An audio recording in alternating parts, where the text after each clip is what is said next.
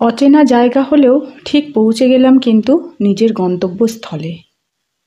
সত্যি এই OLA Uber এসব হয়ে গিয়ে কত সমস্যার সমাধান হয়ে গেছে। আর কিন্তু তেমনভাবে কাউকে জিজ্ঞাসা করতেও হয় না যে আমি অচেনা একটা জায়গায় গিয়ে কিভাবে পৌঁছাবো। Good evening, welcome back to my channel. আমি মৌমিতা। আমি নিয়ে চলে এসেছি আমার কাছের দূরের সমস্ত বন্ধুদের জন্য নতুন দিনে নতুন আরেকটি ভিডিও। আমি আমার সমস্ত বন্ধুদের ওয়েলকাম জানাই আমার নিউ ব্লগসে। আজ রাস্তায় বেরিয়েছি, বুঝতেই পারছেন কোথাও একটা যাচ্ছি। হ্যাঁ, ঠিক ধরেছেন, আজ মাকে নিয়ে যে পারপাসে এসেছিলাম কলকাতাতে ডাক্তার দেখাবো বলে সেখানেই যাচ্ছি। তো আমরা কলকাতার অ্যাপোলো হসপিটাল যেটা আছে সেখানে ডাক্তার দেখাতে বেরিয়ে পড়েছি। একদম কাকুরবাড়ি দমদম থেকে একটা ওলা করে নিয়ে চলে এসেছি অ্যাপোলো হসপিটাল।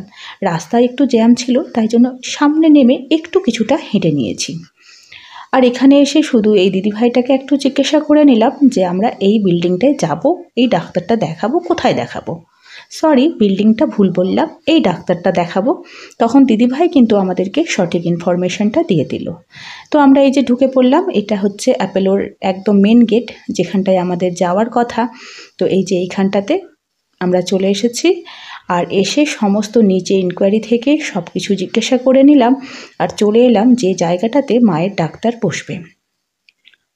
তো মায়ের ডাক্তার আজকে যে ফ্লোরটায় বসবে সেখানটায় চলে এসেছি। এখনও ডাক্তারবাবু আসেননি, ডাক্তারবাবু আসতে এখন অনেকটা লেট। আর প্রচণ্ড পেশেন্ট এখানে বসে আছে, অনেকেই এখানে অপেক্ষা করছে কিন্তু ডাক্তারবাবুর জন্য। এত ভিড় এই হসপিটালটাতে, মনে হচ্ছে কোথাও যেন একটা বসার জায়গাটুকুটাও নেই। তো আমরা যেহেতু এতজন মানুষ কোথায় বসবো সেটা ঠিক করতেই পারছিলাম না। তারপরে গেটের কাছে মাকে নিয়ে আমি বসলাম, আমার হাজব্যান্ড ছেলেকে নিয়ে অন্য জায়গায় চলে গেল, বোনের মেয়ে আর হাজব্যান্ড আলাদা জায়গায় চলে গেল। এইভাবে কিন্তু আমরা বেশ খানিকক্ষণ বসে অপেক্ষা করলাম, কারণ এখানে জায়গার কিন্তু অনেকটাই অভাব। কারণ প্রচুর পেশেন্ট দেখাতে এসেছে, আমাদের মতো অনেক পেশেন্ট এবং তাদের বাড়ির লোকও তো আছে। তো অনেকে কিন্তু ওয়েট করছে ডাক্তারবাবুর জন্য। 2 বছর আগে থেকে মা এই অসুবিধাটায় পড়েছে। রাত্রে ঘুমন্ত অবস্থায় হঠাৎ করে মায়ের ভেতরটা কেমন শুকিয়ে যেত আর একদমই শরীরটা খুব খারাপ লাগতো, মনে হচ্ছিল যে আর যেন নিঃশ্বাসই নিতে পারছে না। তো আমরা ব্যাঙ্গালোরে নিয়ে গেছিলাম মাকে।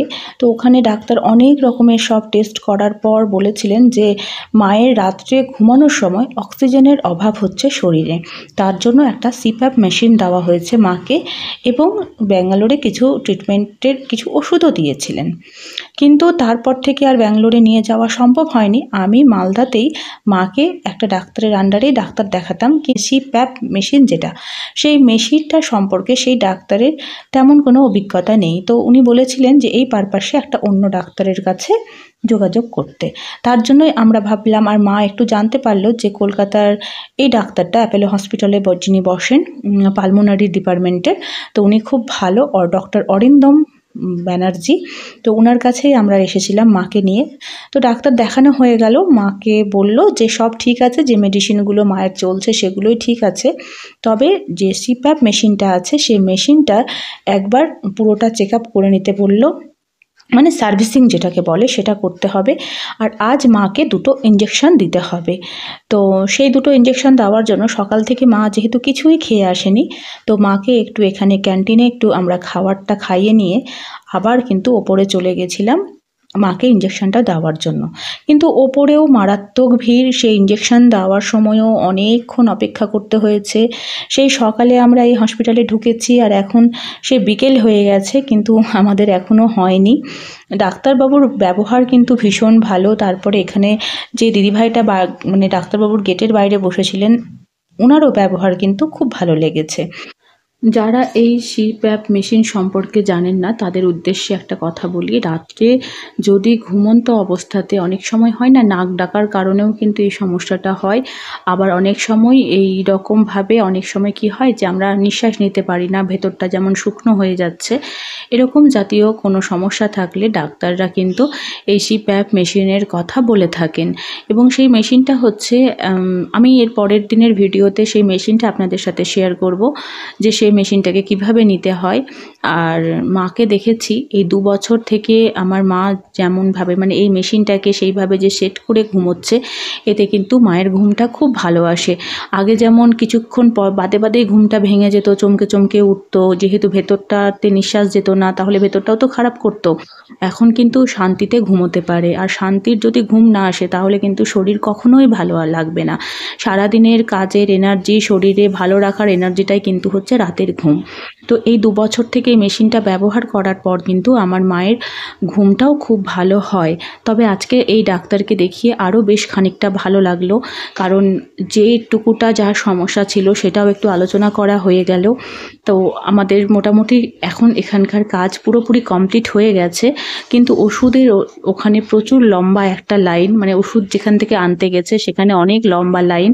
তো তাই জন্য একটু ওয়েট করছি যে ওষুধটা নেওয়া হয়ে গেলে 1 মাসের ওষুধটা নিয়ে যাই প্রথমের, তারপরেরটা তো ওখানেও কেনা যাবে। তো প্রথমের এই ওষুধটা আনতে গেছে, আর এদিকে আমার ছেলে ততক্ষণ বারবার এই চলন্ত সিঁড়ি দিয়ে ওঠানামা করছে। ও ভীষণ ভালোবাসে এই চলন্ত সিঁড়ি দিয়ে ওঠানামা করতে, কিন্তু আমার ভয় করে, আমি ওকে বারবার থামতে বলছি, কিন্তু ও যেহেতু আমরা এখানে ওয়েট করছি, তো ও ফাঁকা পেয়েছে এই সময়টাতে, এখন তো সন্ধে হয়ে গেছে, তো একটু ফাঁকা হয়ে গেছে, ও বারবার ওখান দিয়ে কিন্তু বারবার ওঠানামা করেই যাচ্ছে। শুধু ওষুধটা আসলেই কিন্তু আমরা এবার বেরিয়ে পড়বো এখান থেকে। তো ওষুধটা নিয়ে যখন বেরোচ্ছি তখন দেখুন বাইরে পুরো অন্ধকার হয়ে গেছে, একদম অন্ধকার হয়ে গেছে। তো সকলেরই খিদে পেয়েছে আর একটু চা খেতেও ইচ্ছে করছে। তো ওই জন্য মাকে নিয়ে আমরা সবাই চলে এসেছি এই দোকানটায়। এই দোকানটাতে আজকে দুপুরবেলাতে আমার হাজব্যান্ড ছেলেকে নিয়ে একবার এসেছিল। তো এখানকার ডিম টোস্টটা খুব ভালো লেগেছে, টেস্টি, একদম অ্যাপোলো হসপিটালে ঢোকার একদম মুখে 3 নম্বর দোকানটা, পাশেই আবার ডাবের দোকানও আছে। তো ভীষণ ভালো লেগেছে এই দোকানের ডিম টোস্ট এবং চাটা আদা দিয়ে করছে, এত সুন্দর। আর এই সারাদিনের ধকলের পর এরকম একটু চা খেতে কার না ইচ্ছে হয় বলুন। তো আমরা ওখানে ওই জন্য একটু চা খাচ্ছি, একটু টিফিনও হয়ে গেল। আর এখান থেকে বেরিয়ে আবার কিন্তু ওলা বুক করব, কারণ আমাদের ফিরে যেতে হবে দমদমে কাকুর বাড়িতে। আমরা তো কলকাতাতে দমদমেই উঠেছি কাকুর বাড়িতে, তবে এই ওলা উবের এরকম জাতীয় পরিষেবাটা কিন্তু আমাদের মতো মানুষের জন্য খুবই প্রয়োজন, কারণ আমরা এখানে কলকাতার কিছুই চিনি না, আর এখানে শুধু অ্যাড্রেসটা দিলেই কিন্তু পৌঁছে যায়। আর সামনে দিয়ে যাচ্ছিল মেট্রো, তো ভীষণ ভালো লাগছে মেট্রো দেখতে। এই কদিন আমরা যেহেতু দমদমে আছি, ওখান থেকেও মেট্রোটা খুব ভালো দেখা যাচ্ছে। তো আপনাদের সাথেও তো শেয়ার করেছিলাম যে খুব সুন্দরভাবে মেট্রো উপভোগ করছি। আর এখানে আমরা কিন্তু ওলার জন্য দাঁড়িয়ে আছি, আর যে জায়গাটায় দাঁড়িয়ে আছি সেই লোকেশনটাও কিন্তু খুব সুন্দর। এখানে একটু বসার জায়গার মতো আছে, আমরা এখানেই বসে পড়ছি। তো আজকের ভিডিওটা তো পুরোপুরি আপনাদের সাথে শেয়ার করলাম যে মাকে কী কারণে এখানে নিয়ে এসেছিলাম, আর আমরাও বা কী কারণে কলকাতায় এসেছি। আগামীকাল চেষ্টা করব যে সিপ্যাপ মেশিনটা আছে সেই মেশিনটা সম্পর্কে আপনাদেরকে বিস্তারিত কিছু জানানোর, দেখি কতটা সম্ভব হয়। তাহলে আজকের মতো আসি, আগামীকাল আবার নতুন ভিডিও নিয়ে চলে আসব। সবাই সুস্থ থাকুন, ভালো থাকুন, নিজের খেয়াল রাখুন, আর অবশ্যই নিজের পরিবারের খেয়াল রাখুন। আজকের মতো টাটা।